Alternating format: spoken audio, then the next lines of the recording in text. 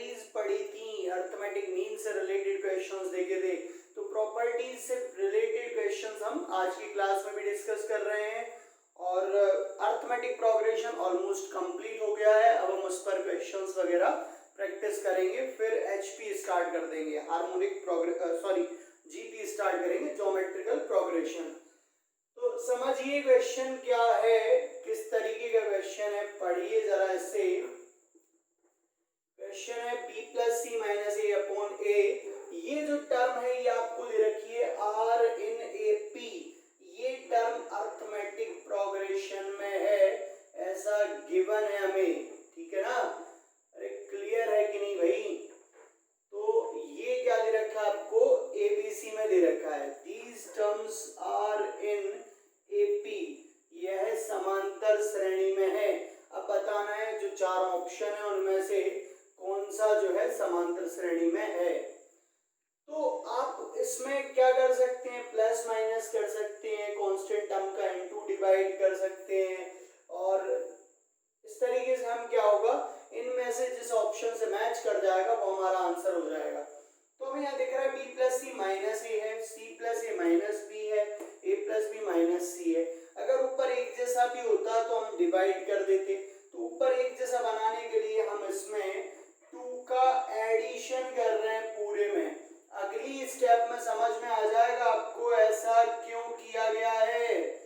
तो हमने पूरी इक्वेशन में 2 का प्लस किया। अब किसी कांस्टेंट को हम प्लस करें या माइनस करें, कोई चेंज नहीं आता।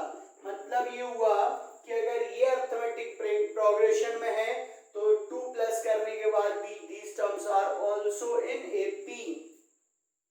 अब ये 2 प्लस करने से क्या हो जाएगा, एलसीएम ले लो जरा, b प्लस सी माइनस ए प्लस 2a आ जाएगा, a का मल्टीप्लाई होगा अपॉन में a, यहाँ पर c plus A minus B plus 2b upon b, a plus B minus C plus 2c upon c also are in AP।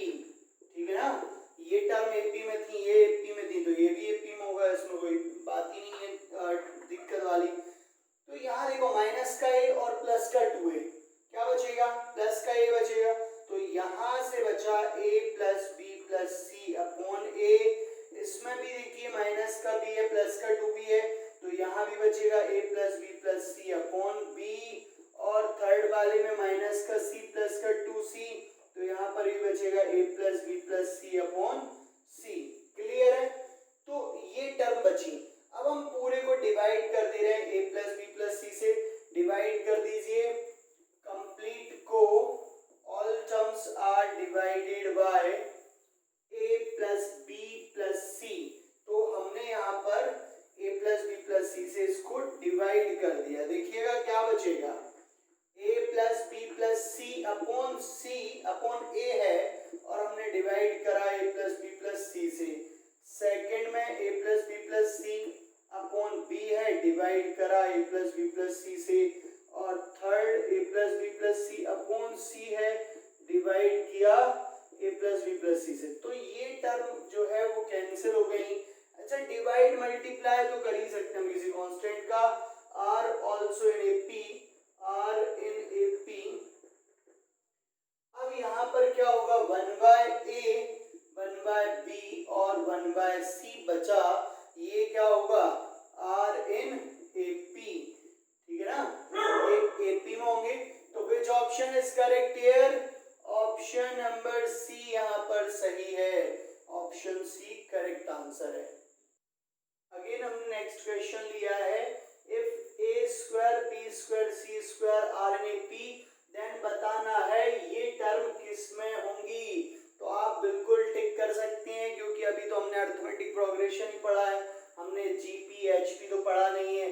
तो आप बोल ही दोगे कि सर अगर ये AP में है तो हम श्योर हैं कि ये वाली जो टर्म्स हैं ये भी AP में होंगी। क्यों होंगी, क्योंकि अभी हमने AP पढ़ा है, तो बिल्कुल AP से रिलेटेड ही क्वेश्चन होगा।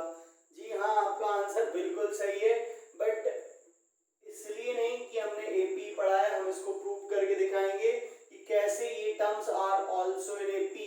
देखिए a square b square c square are in AP, ये AP में है कि नहीं है, ऐसा गिवन है। ठीक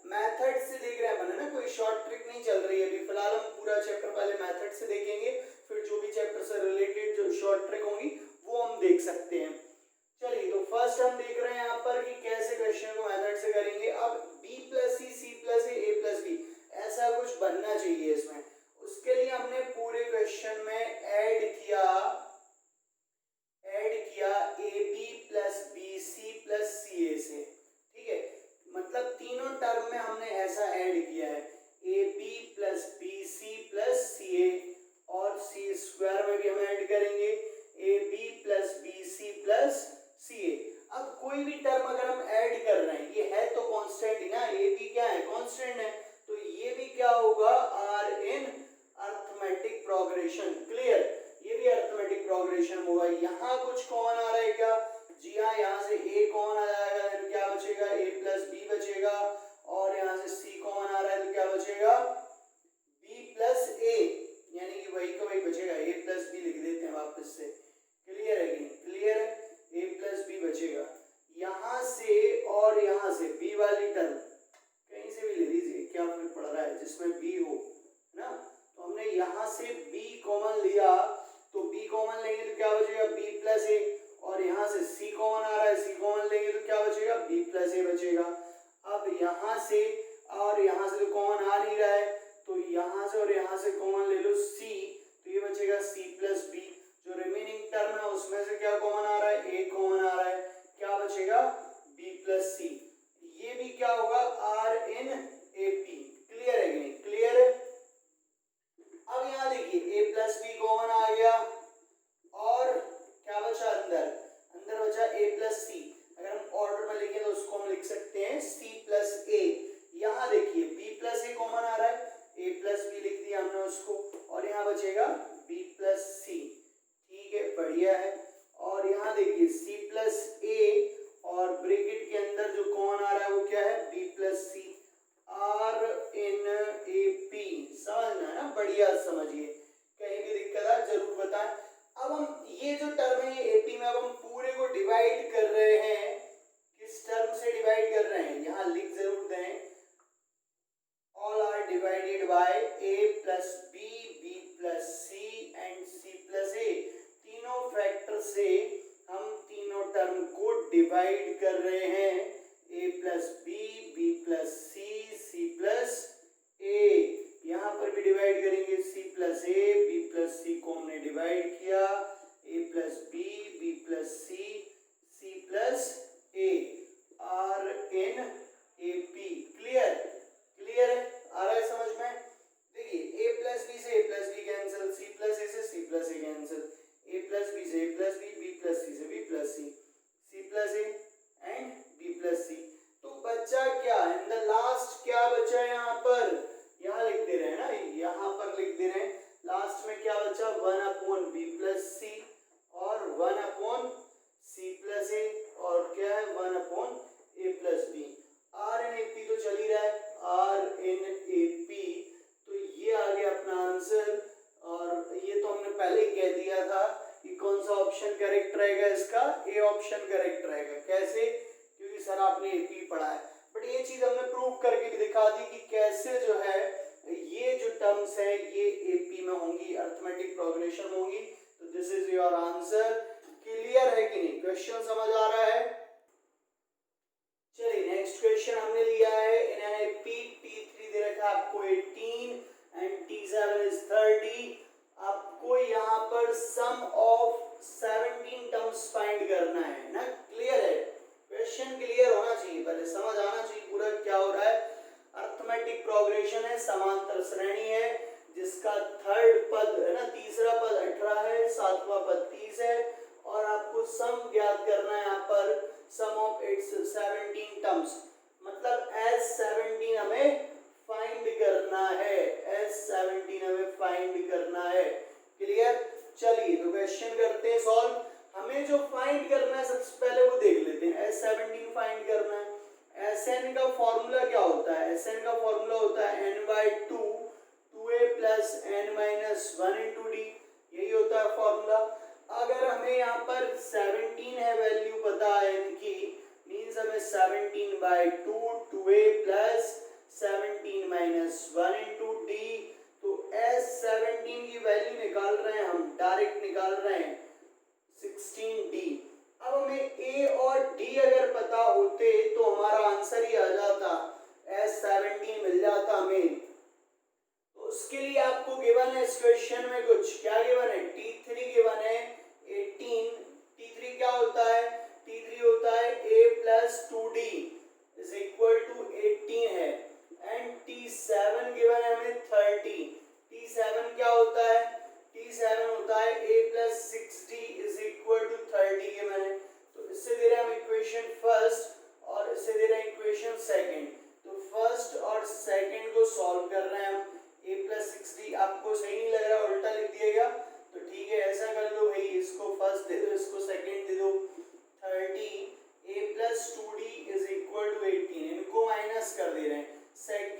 माइनस फर्स्ट कर दे रहे हैं, अब हम सेकंड इक्वेशन से फर्स्ट को माइनस कर दे रहे हैं।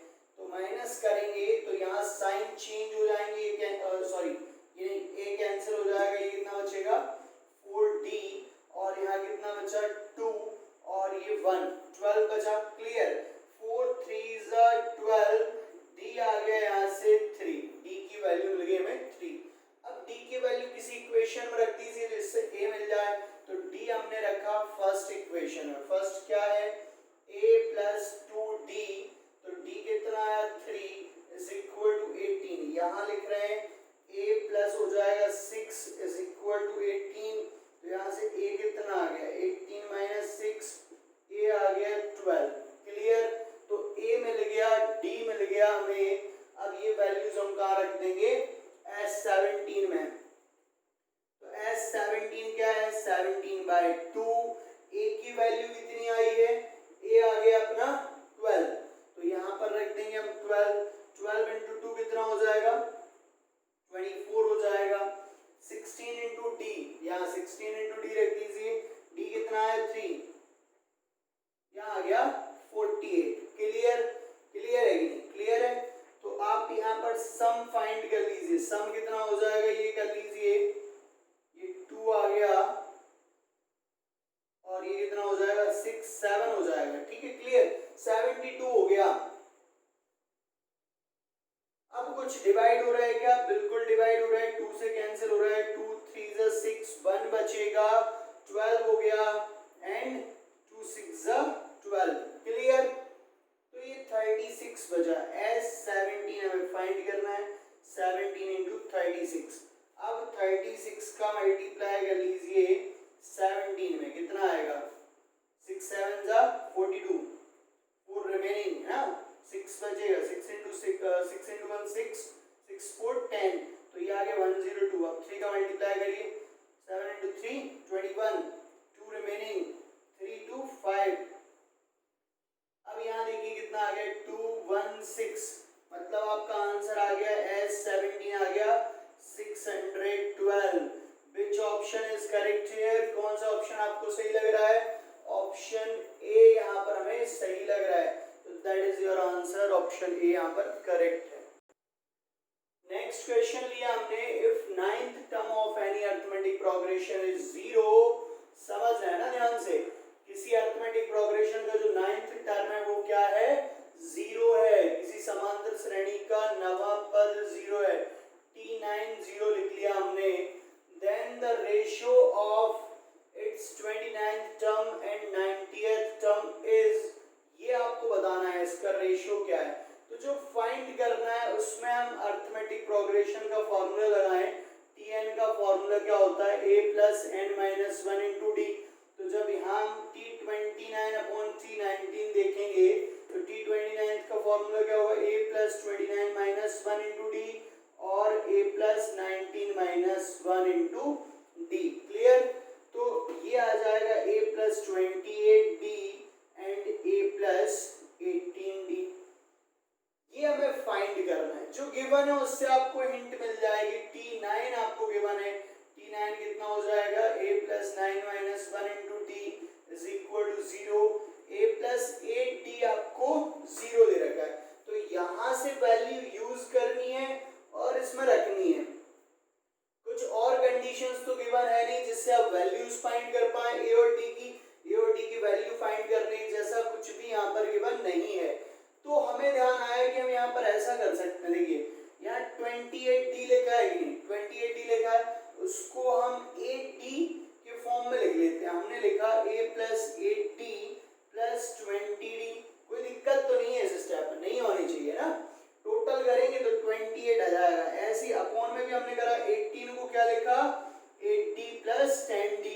ऐसा क्यों लिख रहे हैं, ऐसा इसलिए लिख रहे हैं कि हम इसकी जगह तो क्या लिख सकते हैं 0, तो 0 प्लस 20d 0 प्लस 10d, तो ये कितना आ गया 20d upon 10d।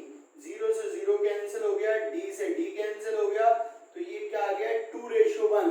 That is your answer 2:1। Which option is correct, option number B यहाँ पर बिल्कुल सही है। आगे समझ में क्लियर है। तो नेक्स्ट क्वेश्चन क्वेश्चन लिया हमने, पढ़ लीजिए क्वेश्चन को। सबसे पहले अच्छे से पढ़ना आपको आना चाहिए, समझना आना चाहिए what is given and what you have to find out. If any arithmetic progression given that sum of its first four terms is 56, first four terms का जो सम है वो क्या है 56 है। तो लेट कर लिया हमने first four terms are a plus D, a plus 2d and a plus 3d। इनका सम हमें दे रखा है, फर्स्ट फोर टर्म्स का सम दे रखा हमें, कितना दे रखा है यहाँ पर समेशन गिवन है हमें 56। ओके एंड और क्या दे रखा है, और दे रखा है हमें sum of its last four terms. जो लास्ट की फोर टर्म्स है उनका सम कितना है 112। तो लास्ट की फोर टर्म्स क्या होंगी, सबसे लास्ट वाले को तो हम l लिखते हैं, उससे पहले क्या आएगा l माइनस डी, उससे पहले l माइनस 2d, उसके बाद l माइनस 3d। तो ये लास्ट फोर टर्म्स आप लेंगे l, l minus D, l minus 2d and l minus 3d। समझ आ रहा है कि नहीं, है ना, समझ आना चाहिए। जैसे ये देख लीजिए, ये सीरीज है तो इसमें लास्ट टर्म क्या होगी, लास्ट टर्म होगी l, उससे प्रीवियस क्या होगी l माइनस डी, आगे एक d प्लस हो रहा है ना, कॉमन डिफरेंस d प्लस हो रहा है, तो पहले हो जाएंगे तो माइनस हो रहा है। जैसे यहाँ देखिए a प्लस डी है, अगर आप इससे पहले जा रहे हैं तो एक d कम हो रहा है ना, तो वही हमने d यहाँ पर कम किया है। अब एक और पहले जाएंगे तो l माइनस 2d, एक और पहले जाएंगे तो l माइनस 3d। तो ये हो गई है लास्ट फोर टर्म्स। इनका सम भी आपको इस क्वेश्चन में दे रखा है, sum of last four terms are also given, what is the value 112। तो 112 यहाँ पर ये वैल्यू दे रखी है हमें, ठीक है, बढ़िया है ना। और क्या दे रखा है, और दे रखा है हमें a दे रखा है, it's first term is 11। a की वैल्यू क्वेश्चन में गिवन है हमें 11, ठीक है, जरूरत पड़ेगी तो ये वैल्यू रख देंगे हम। तो यहाँ पर देखिए टोटल प्लस करते हैं a हो जाएगा टोटल 4a, d कितना होगा d plus 2d 3d 6d हो जाएगा 56। क्लियर, a की यहाँ पर वैल्यू रख देते हैं, a की वैल्यू कितनी है 11 plus 6d is equal to 56। ये कितना हो जाएगा 44, इसको इस साइड लेके आ जाइए, यहाँ से कितना बचेगा माइनस करिए, ये बचा 12। तो d कितना आ गया, यहाँ से d आ गया 6 2 12, 2 आ गई है d की वैल्यू, d मिल गया हमें, कॉमन डिफरेंस मिल गया 2। तो l आ जाएगा यहाँ से, और l आ गया, लास्ट टर्म आपको पता हो तो नंबर ऑफ टर्म्स हम बिल्कुल निकाल सकते हैं, कोई दिक्कत ही नहीं है। तो l कितने l हो गए 4l हो गए, माइनस का d माइनस का 2d माइनस का 3d, d हो जाएगा minus 6d is equal to 112। अब d की वैल्यू तो हम निकाल चुके हैं 2, तो यहाँ 2 रख दीजिए और ये ले जाएंगे अपोजिट साइड, 112 प्लस 12 हो जाएगा ना, राइट साइड जाएगा, यानी इतना आ जाएगा 124। क्लियर, तो यहाँ से l कितना आएगा 124 अपॉन 4, डिवाइड करिए 4 3 से 12, 4 से 4, ये आ गया l आ गया 31, l की वैल्यू मिल गई हमें 31। अच्छा आप ध्यान देना, a आपके पास है 11, d आपके पास है 2 और l आ गया 31। अब आपको फाइंड क्या करना है, नंबर ऑफ टर्म्स फाइंड करना है। तो अब ये बहुत इजी हो गया है, अब तो कोई बात ही नहीं है, यहाँ पर कोई प्रॉब्लम ही नहीं होनी चाहिए आपको नंबर ऑफ टर्म्स फाइंड करने में। l कितना है a plus n minus 1 into D, इसकी हेल्प से हम इजीली फाइंड कर सकते हैं। l की वैल्यू आई 31, a कितना 11, n माइनस 1 और d कितना है d है 2, तो 11 इस साइड आएगा, 31 minus 11 is equal to n minus 1 into 2। ठीक है, कोई दिक्कत तो नहीं है, l आ गया है 31। चलिए अब इसको करिए माइनस, कितना बचेगा, ये टोटल बचेगा 20 है ना, 11 हमने माइनस किया, n माइनस 1 इंटू 2 आ जाएगा डिवाइड में 20/2 is equal to n minus 1, 2 10 20 होता है, तो 10 आ गया, n माइनस 1, n आ जाएगा यहाँ से 10 plus 1, then what is the value of n, n आ गया 11. Which option is correct here? Option number B यहाँ पर सही है. क्लियर है? आ गया समझ में? नेक्स्ट क्वेश्चन हमने लिया है और इस टाइप के क्वेश्चन हम पहले भी देख चुके हैं. If sum of n terms in an arithmetic progression is 2n square plus 5n. किसी समांतर श्रेणी के n पदों का योग आपको दे रखा है. Sum of n terms of any arithmetic progression is 2n square plus 5n. यहाँ पर गिवन है हमें ये, और फाइंड आउट क्या करना है? nth टर्म हमें फाइंड करना है. tn हमें यहाँ पर फाइंड करना है. आप an से भी रिप्रेजेंट कर सकते हैं इसको. nth टर्म हमें फाइंड करना है, बताना है विच ऑप्शन इज करेक्ट. तो सबसे पहले देखिए जो हमें फाइंड करना है उसका फॉर्मूला क्या होता है? a plus n minus 1 into D. Answer n के फॉर्म में तो है ही, मतलब हमें a और d की वैल्यू फाइंड करनी है. a और d मिल जाए तो हम tn निकाल सकते हैं. क्लियर? तो a कैसे निकलेगा ये बात करें हम a की. तो a क्या है? अगर हम यहाँ पर n की वैल्यू 1 रख दें Sn में तो क्या आएगा? क्या लगता है आपको क्या आएगा? सम ऑफ 1 टर्म आएगा, S1 आएगा. तो यहाँ रख दिया हमने n की जगह 1. तो ये कितना आ गया? S1 2 plus 5. S1 की वैल्यू मिल गई हमें 7. S1 क्या होता है? Sum of 1 term. इसका मतलब क्या हुआ? पहली टर्म. भाई सम ऑफ 1 टर्म क्या होता है? पहली टर्म. तो S1 जो है वही होता है फर्स्ट टर्म. ध्यान रहे हमेशा.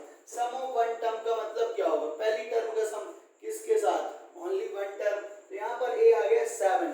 तो a तो मिल गया हमें 7. tn में रख देंगे हम 7 plus n minus 1 into D. But problem is d कैसे निकालेंगे? d बताइए. तो d के लिए कॉन्सेप्ट क्या रहेगा ये चीज समझिए आप. d के लिए मेथड की बात करेंगे. मेथड क्या रहेगी d के लिए? तो मेथड मैंने आपको बताई थी. हम क्या करेंगे यहाँ पर? S2 माइनस S1 करेंगे तो हमें क्या मिलेगा? T2 मिलेगा. सेकेंड टर्म मिलेगी. फर्स्ट टर्म तो हमें मिली गई. फर्स्ट टर्म तो a होती है. अब हम अगर सेकेंड 2 टर्म्स का जो सम है उससे पहली टर्म को माइनस कर देंगे तो हमें मिलेगी सेकेंड टर्म. अब सेकेंड टर्म से हम फर्स्ट टर्म को माइनस करेंगे तो मिलेगा हमें d. ये तो मेथड है. अगर आप पेज पलट के देखेंगे, मींस प्रीवियस क्लासेस के लेक्चर्स देखेंगे तो हमने इस टाइप की मेथड आपको कराई भी थी. इस तरीके का क्वेश्चन हमने डिस्कस किया था. बट अब हम देख रहे हैं शॉर्ट ट्रिक से. शॉर्ट ट्रिक क्या बताई थी इसके लिए? इसके लिए यहाँ पर शॉर्ट ट्रिक मींस प्रॉपर्टी आपको बताई गई थी कि अगर Sn इस फॉर्म में दे रखा हो, शॉर्ट ट्रिक फिर से लिख लीजिए. इफ Sn गिवन हो an स्क्वायर प्लस bn, हमेशा अरिथमेटिक प्रोग्रेशन का जो Sn रहेगा वो इसी फॉर्म में रहेगा, तभी वो अरिथमेटिक प्रोग्रेशन होगी, अदरवाइज नहीं होगी. an square plus bn. और इसमें जो कॉमन डिफरेंस होता है वो 2a होता है. n स्क्वायर के कोएफिशिएंट का ट्वाइस होता है. तो यहाँ पर कॉमन डिफरेंस कितना हो गया? 2a हो गया. क्लियर है? तो ये शॉर्ट ट्रिक है. आपको कॉमन डिफरेंस निकालना बड़ा इजी हो जाएगा इस केस के लिए. तो यहाँ से कॉमन डिफरेंस क्या आ जाएगा? 2a. a की जगह कितना है? 2 है. तो d आ गया, कॉमन डिफरेंस आ गया 4 बाय शॉर्ट ट्रिक. तो यहाँ पर हम d की जगह वैल्यू रख देंगे 4. 7 प्लस 4n माइनस 4. तो ये कितना आ जाएगा? 4n plus 3. तो ये आपका आंसर आ गया. Which option is correct here? Option B यहाँ पर सही है. 4n प्लस 3 आपका आंसर हो जाएगा. नेक्स्ट बहुत ही अच्छा क्वेश्चन हमने लिया है. If the pth term of an AP is q and qth term is p, then prove that its nth term is p plus q minus n. आपको Hindi medium वाले स्टूडेंट समझ लें, किसी समांतर श्रेणी का pवां पद q है और qवां पद p है, ऐसा लिखा हुआ है. ठीक है, ऐसा दिया हुआ है और आपको सिद्ध करना है कि उसका nवां पद जो होगा वो p plus q minus n होगा. तो चलिए करते हैं क्वेश्चन को सॉल्व. सबसे पहले क्या गिवन है? गिवन है हमें TP दे रखा है. हमें pth टर्म इज q. क्या दे रखा है? q. ठीक है, pth टर्म इज q. अच्छा, pवां पद के लिए फॉर्मूला क्या होगा? pth टर्म के लिए फॉर्मूला क्या होगा? a plus n minus 1 into D. n की जगह उन्होंने क्या बोला? p बोला है. तो pth टर्म का फॉर्मूला क्या मिल जाएगा हमें? a one into D is equal to Q. Clear? तो इसे दे दिया हमने इक्वेशन फर्स्ट। अगेन उन्होंने क्या दिया, क्यूएथ टर्म क्या हो जाएगी, A plus Q minus one into D, ये दे रखी है आपको पी, तो ये हो गई सेकंड इक्वेशन।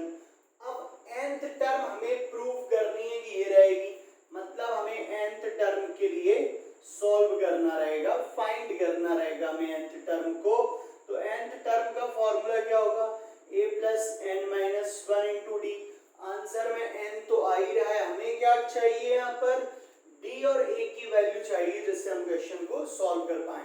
तो एक काम करिए आप फर्स्ट माइनस सेकंड कर दीजिए, ठीक है, तो कुछ तो मिलेगा हमें। फर्स्ट माइनस सेकंड किया हमने, a से a कैंसिल हो गया, क्या बचेगा यहाँ देखिए p माइनस वन माइनस करेंगे, p minus one D minus q minus one D is equal to q minus p। यहाँ से d कॉमन लिया हमने, अंदर क्या बचेगा, p minus one minus q plus one और d is equal to q minus p। Clear है? Minus one से प्लस वन कैंसिल, यहाँ क्या बचा, p माइनस q, तो d आएगा यहाँ से p minus q d is equal to q minus p। ठीक है, अब d निकालना है हमें, तो यहाँ से माइनस कॉमन लिया, ऐसे लिखा p माइनस q और अपॉन में भी आ गया p माइनस q, तो d की वैल्यू मिल गई हमें माइनस वन। d क्या मिल गया हमें, माइनस वन। तो d तो हम यहाँ रख देंगे माइनस वन, बट a भी तो फाइंड करना है, तो a तो आप निकाल ही लोगे। अब किसी भी इक्वेशन में, फर्स्ट इक्वेशन में वैल्यू रख दी, यहाँ लिख रहे हैं हम फ्रॉम इक्वेशन फर्स्ट इक्वेशन में वैल्यू रख दीजिए, a plus P minus one into D is equal to Q, यही है। तो हमने यहाँ d की जगह रखा माइनस वन, तो d की जगह माइनस वन रखेंगे तो ऐसा कुछ हो जाएगा। यहाँ से a क्या आएगा, इसको अपोजिट साइड ले गए तो p minus one plus Q, तो a की वैल्यू मिल गई हमें p plus Q minus one, ये वैल्यू मिल गई हमें a की। क्लियर? a मिल गया, d मिल गया। अब हम nth टर्म बड़ी इजीली फाइंड कर सकते हैं। a आ गया है p plus Q minus one and d कितना है, माइनस वन है, तो d माइनस वन रख दिया हमने। देखिए tn क्या मिलेगा हमें, यहाँ से p plus Q minus one, minus का मल्टीप्लाई करेंगे तो वन से वन कैंसिल हो जाएगा, tn would be p plus Q minus n। तो देखिए क्या आ रहा है आंसर, सही आ रहा है कि नहीं, यही प्रूव करना था, p plus Q minus n, yes यही प्रूव करना था हमें, तो that is your answer. Clear है?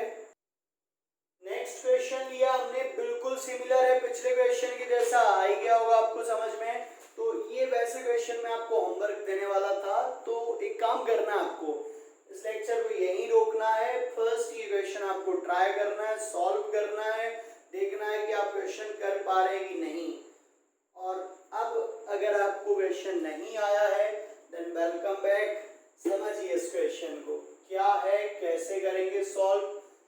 If mth term of an AP be 1 by n, mth term दे रखी है आपको 1 by n, पिछले क्वेश्चन की जैसे ही है ना, mth टर्म आपको 1 by n दे रखी है, तो mth टर्म का फॉर्मूला क्या हो जाएगा, a plus m minus one into D. ठीक है, n की जगह m है तो m minus one into D हो जाएगा, ये आपको गिवन है 1 by n, तो ये हो गई हमारे लिए इक्वेशन फर्स्ट। क्लियर?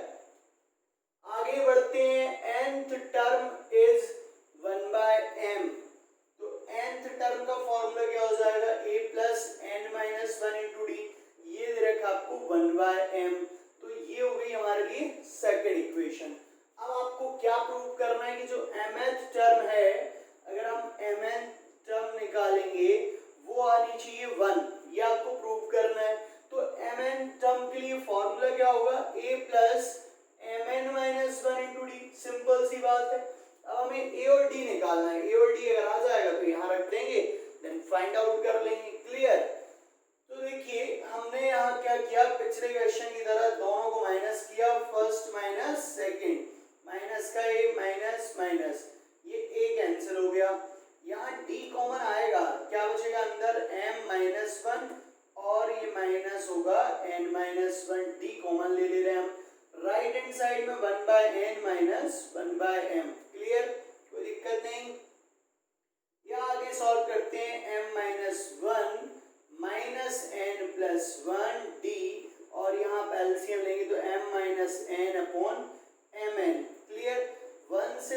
गए कैंसिल, -1 से +1, m minus N D m minus N upon M N. तो m minus N cancel, d कितना आ गया 1 अपॉन एम एन आ गया d। तो ये हमारे पास d की वैल्यू आ गई। अब हमें a और फाइंड करना है, तो a फाइंड कर लेंगे। कैसे फाइंड करेंगे? a इधर कर रहे हैं ना क्वेश्चन को सॉल्व, आगे यहाँ कर रहे हैं। a फाइंड कैसे करेंगे? ये वैल्यू रख देंगे हम फर्स्ट इक्वेशन में। तो फ्रॉम इक्वेशन फर्स्ट में रख रहे हैं हम वैल्यू 1/mn। तो a plus m minus 1 and d की जगह रखा हमने 1 upon mn is equal to कितना है 1 अपॉन n है। यहां से हमें a की वैल्यू फाइंड करनी है। तो एक काम किया हमने, इसका सेपरेट डिवाइड किया, a प्लस m में डिवाइड करी mn, m upon mn minus 1 upon mn is equal to 1 upon n। यहाँ m से m कैंसिल हो गया, a plus 1/n minus 1/mn is equal to 1/n। 1/n से 1/n cancel, यहाँ से a आएगा 1 अपॉन mn। क्लियर है? यहाँ तक क्लियर है कि नहीं? तो हमने a निकाल लिया और d निकाल लिया, दोनों की वैल्यू मिल गई हमें। नाउ अब हमें क्या फाइंड करना है? अब हमें tmn फाइंड करना है। तो tmn में वैल्यू रख दीजिए, a की वैल्यू रख रहे हैं हम यहाँ पर। a कितना आया 1 upon mn plus mn minus 1, d कितना है, d is also 1 upon mn।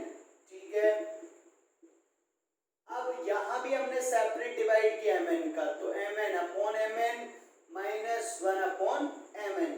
तो ये प्लस का 1 अपॉन mn माइनस का 1 अपॉन mn कैंसिल हो गया। अगली स्टेप में आपको आंसर मिल जाएगा, m से m n से n कैंसिल हो गया, 1 आ गया। तो यही हमें यहाँ पर प्रूव करना था। That is your answer. Clear है? आ गया समझ में? तो अरिथमेटिक प्रोग्रेशन ऑलमोस्ट फिनिश हो गया है। इस पे क्वेश्चन प्रैक्टिस करिए। नेक्स्ट लेक्चर में और क्वेश्चंस इस पर देखेंगे और उसके बाद second part of this chapter means geometrical progression, गुणोत्तर श्रेणी हम स्टार्ट करेंगे।